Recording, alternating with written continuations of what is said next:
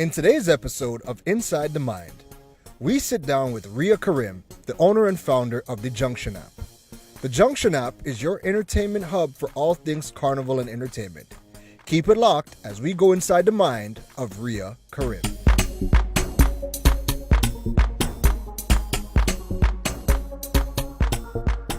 What's going on, everybody? It's your boy, Mr. Droid, and we are live inside the mind.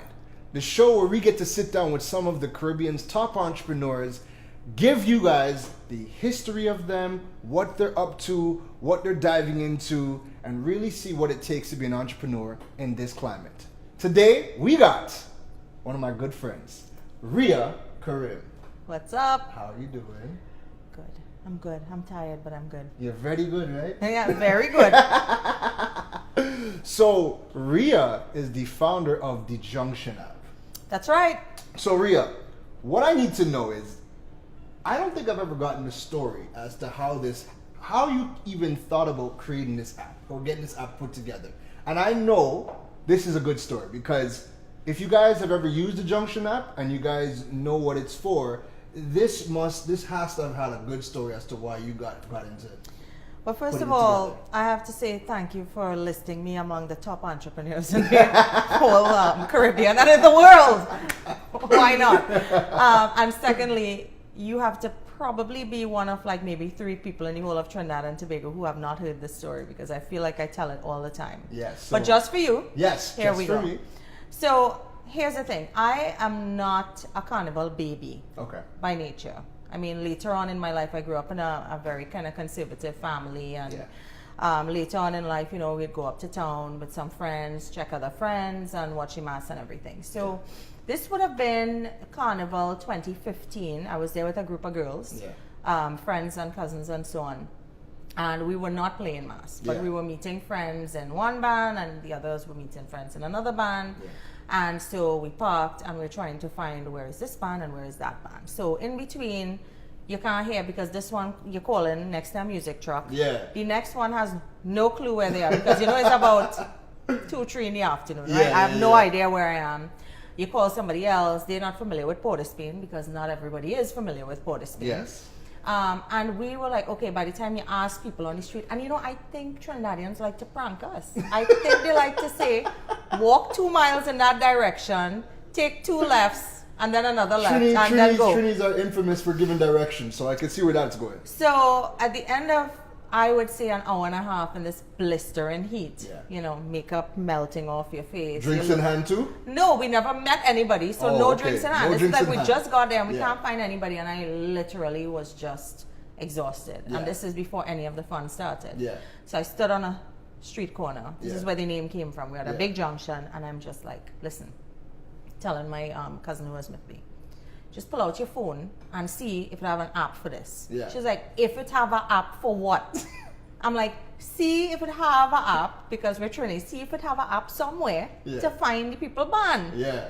And she was just like, literally, I got okay, clearly you're having a sunstroke. Yeah. And, no, there's none. So for you, this was a light bulb moment.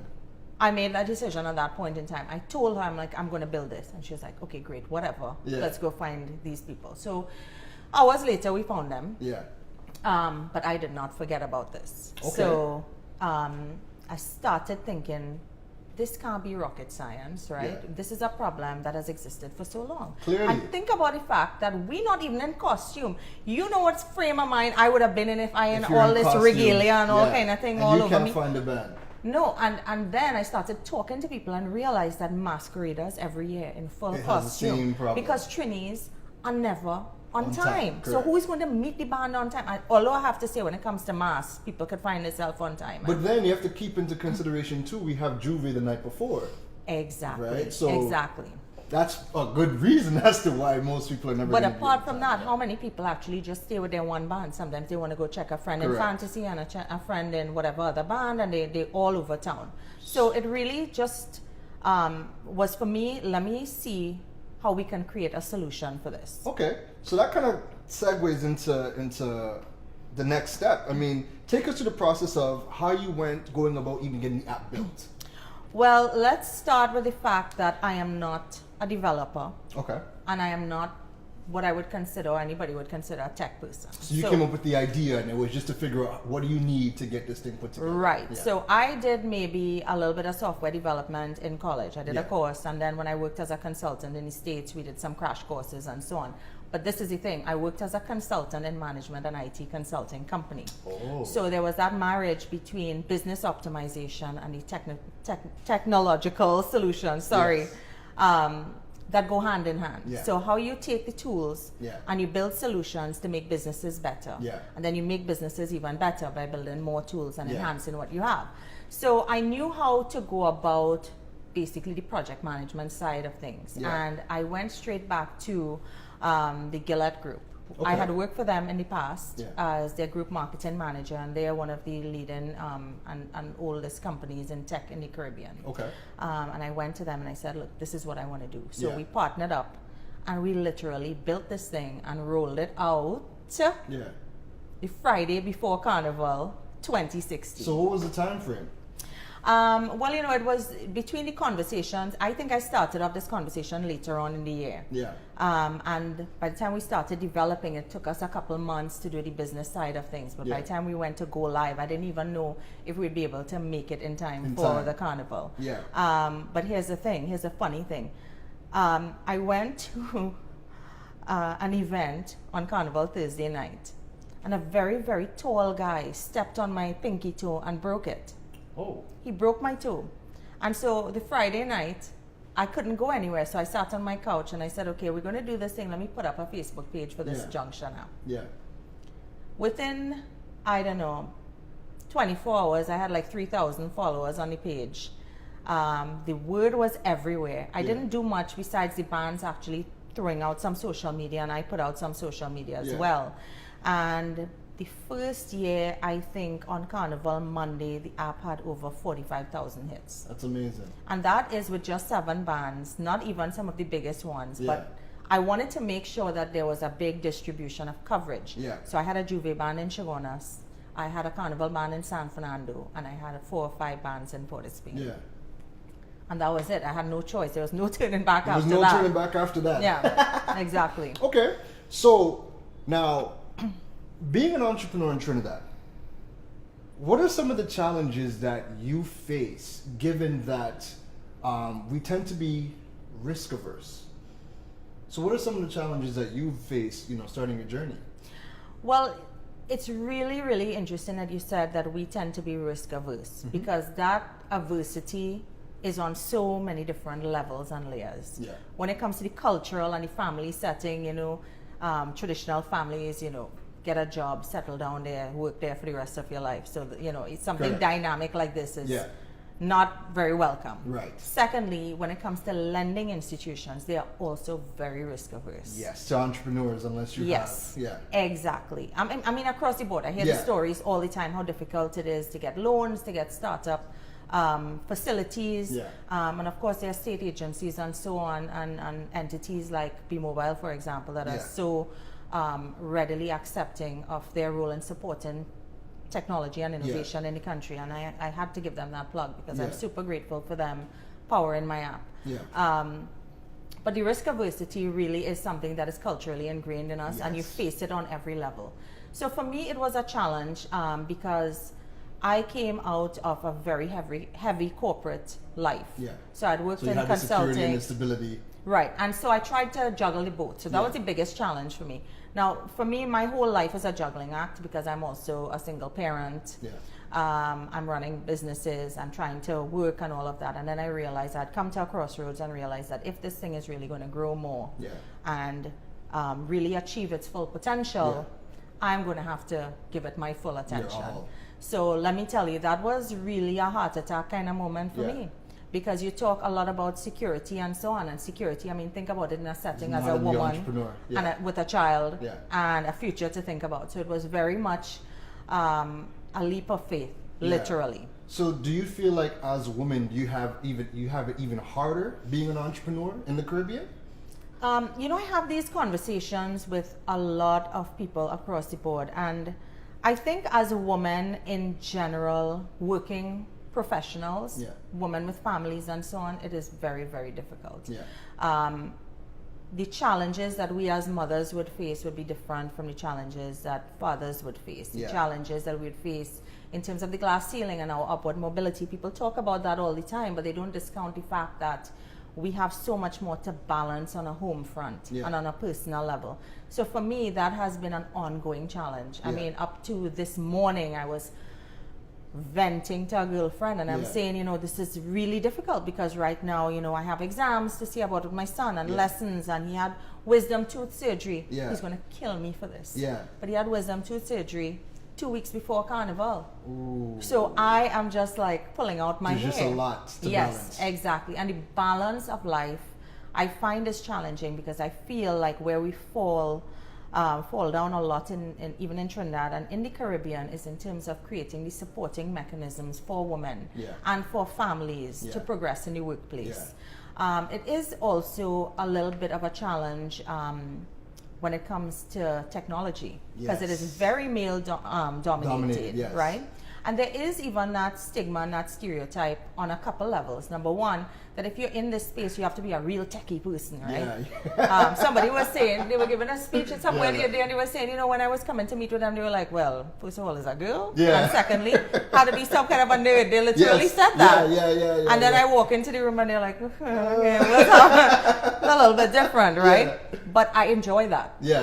I really enjoy that whole shattering of a lot of the stereotypes. And I find that once you are able to, and this is my experience, I know people are going to just have different experiences, but for me, I work very, very hard to make sure that I'm prepared for any interaction that I have. So I don't just go into a room, and this is me across the board, I wouldn't go into a room or into a meeting and just try to shoot off the fly and just kind of have things going there. I want to make sure I represent myself, my brand and my business in the best possible way. One of the first things that I learned from a manager at my first job in consulting, and since we're talking about entrepreneurs, you know, this is something I like to tell a lot of young people. She said in every meeting you go to, and she learned this from a CEO, be boardroom relevant. So I'm like, what are you talking about? She's like, you're gonna have to break it down for us. Don't go into a room and sit there and be a fly on the wall the entire time. I mean, of course, context is everything. Timing is everything. But if you are going into a meeting, even if you're at the lowest level with other people, if you have been invited there, your value is recognized there. So show your worth. And in order to speak up and to really represent yourself well, you have to prepare. You have to know what you're talking about. Make an impression. And the next thing I always do, and this is in a class I teach as well for young business students, is always have an elevator pitch ready. Right? If you're in an elevator riding up a couple floors and you have 30 seconds or less maybe to make an impression on Bill Gates or whoever you run into, have something ready that will catch their attention. It isn't going to be like, let me rattle off all the specs of my invention. It's going to be something that you can capture somebody's interest and attention as quick as possible. So yes, there are challenges, especially for women, but I think a lot of it comes down to your ability as a person to really not focus too much on the obstacles, but on the ways that you can prepare yourself to overcome them and to leverage your own strengths in doing that. I agree. That's what I try to do. I agree totally. So do you think that the cultural mindset of the Caribbean people, do you think it makes it harder to play in the tech space as an entrepreneur? Yes, absolutely. Absolutely. I have friends who work in consumer goods and who are entrepreneurs and doing a lot of different things, including services and so on. And I feel like I personally, as a consultant, have worked in all those spaces, and this has been the most challenging for me. Because we're not. I mean, the average person isn't too tech savvy in the Caribbean. I would say so. I think everybody is phone savvy. Would you say that? People like the bells and whistles of the phones? I think the basic aspects. Right, and the basic aspects would be your WhatsApp, your filters, your Instagram, right? How to take the best pictures and those kinds of things. So how is that mindset has it affected you? Yes, it's been something that I have had to do quite a bit of convincing, I think. And by convincing, I mean really fine-tuning and tailoring my marketing and promotional messages, right? Getting the word out there that this is not something that is trying to take something from you. Yeah. Right? So I think there's that level of mistrust and suspicion of technology that somebody's trying to get something from you. Yeah. So, for example, my app is free. Yeah. It's free to download. It's free to use. It's free for bands. It's free for event promoters. Right. So I get asked a couple of questions. First of all, people are like, well, what is it going to cost me? And I'm like, I just told you it's free. But, I think there's that level of, suspicion that there's, at some point you're going to hook me with the real... and they're just waiting for it. Right. Yeah. The next thing I get asked all the time is, so how are you really making money off of it? And I'm like, okay, first of all, you just walk into a hardware store and ask the owner, how much money do you make? Yeah. Like, you just go into any business and say, hello, executive, how do you make money off of your business? Yeah. But, you feel free to ask, which is, very, very cultural. Yeah. And that's fine. But there is that lack of understanding of how startups in the tech space work, which is a lot different from any other business model. Correct. You know that. Yes. So then I kind of try to simplify the explanation, and we don't need to get into that there. But suffice it to say, it's a long haul. Yeah. If you're getting into a tech startup, you have to have the determination, the willpower, and the resources to focus on the big picture. Yeah. You can't just be in it for a quick win. So, what do you think are the top 3 characteristics that an entrepreneur should possess? Oh boy, I would say just based on today, the ability to just tune out all of the white noise. I was just actually reading a newsletter from a social media. Well, I don't like to call her. I had lunch with her the other day, and she was saying, don't call me a social media influencer, because she feels like she's more of a coach. Yeah. And I agree with that, because her whole newsletter this morning was that even if the people closest to you have advice that is negative, it doesn't mean that they're right. Right. So today, for example, my whole morning was a meditation in just being positive and just pushing through, because it gets really, really hard at times. Filtering out the noise. Right. The next thing is be really, really resilient. Right? Because that's an understatement. you are the chief cook and bottle washer. Yeah. I am the person driving around delivering flyers. Yeah. I am the person sitting at night uploading information into my app and doing all of those things. I'm doing the social media. Yeah. I'm meeting with people. You're doing it all. Until you reach a point where you can actually build out an entity and a team, be prepared to do everything. And the third thing is, always remember this saying, which is so true: the hardest you will ever work in your life is when you work for yourself. Yes. I agree, and I support that message 1,000%. It's true. So, Ria. Yes. Now for the fun part. All right. Let us dive into the Junction app, and I want you to give us a full tour of the application. Okay. You ready for us? I'm ready. All right. Let's go. But before we go take a tour of the Junction app, a quick word from our sponsors over at Scotiabank. What's going on, everybody? It's your boy, Mr. Droid, and today I'm checking out the Scotiabank alerts in the application. So, stick around. Enabling Scotiabank alerts allows you to receive notifications about transactional activity on your accounts via push notifications on the Scotiabank mobile app or email. The setup process was very easy. I like the fact that the push notifications from the app, it just makes your life so much easier. Now, the best part is, it's not a premium text that you get charged for, but it uses your data from the app to push notification to you. All in all, if you are a Scotiabank consumer, set this up as soon as you download the app and allow it to make your life a lot easier. Trust me, you're gonna want to set up the Scotiabank alerts.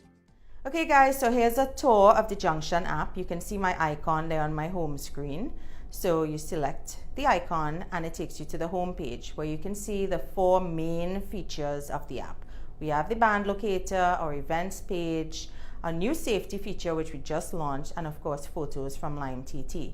So here's how this works. You basically use the app to find the events, then you go to the events and you capture your amazing pictures from Lime TT and you see them there. When it's Carnival time, you track your band on the road, and if you run into an emergency, you use that safety feature.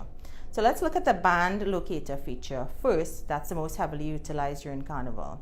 And you can see the Juve bands that are on there and the main mass bands. We have bands in North and South Trinidad. In advance, if you select Yuma, for example, it takes you to a map that shows the location of the Yuma band house. So that's really useful if you don't know Port of Spain too well, and you can zoom in, zoom out, and get directions to that location. That's really useful. At the top in red, it shows you when the location was last updated, and that's really important to look at when you're tracking the band live on the road for Carnival. So let's go back to the home page. You see the vans again there, and we go home. So let's talk a little bit about the events feature. This gives you a listing of events year round, whether you want to party or eat, do something fitness oriented, look for a local market, go shopping. And it caters not just to parties. Families can use this to plan a weekend ahead, or if you have a visit to Trinidad, you can scroll through and you see all of the upcoming events. You can view on a calendar listing, you can view by day, you can see all of these different things coming up from a bunch of different categories if you explore all, or you could select the main category that you're interested in and see events of that nature. So let's see, let's look at one of these events. So we're exploring all of the different events here. You can see a fitness event up front, then you see a carnival burn, there's front yard lime for Carnival, and there's a brunch. Okay, let's see brunch on Sunday brunch at Crew.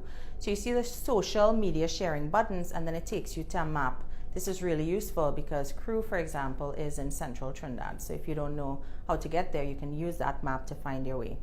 All right, and now here's a look at the types of photos you can get to see yourself looking all fine and snazzy at your Carnival events. And these are all the latest albums from Line TT, and you can scroll through and you can share the pictures from there. Now here's our safety button. This is really exciting. It's brand new, and it was developed in the interest of looking after personal safety and security concerns. I've set this up already, and you can see it's asking me right there, do you want to send an alert out to your group? If you say yes, it launches the safety app, and you have a panic button. It's asking, do I want to send an alert? Yes. Right here, you can see it's direct links to dialing emergency services, but it has already sent an alert out to all of the people in my user group, which I set up ahead of time. And when you open the chat, not only do you see that I have an emergency, but it's transmitting my location. So how useful is that if you're lost at Carnival, something has happened and you're not with your friends, they can see where you are and navigate directly through you.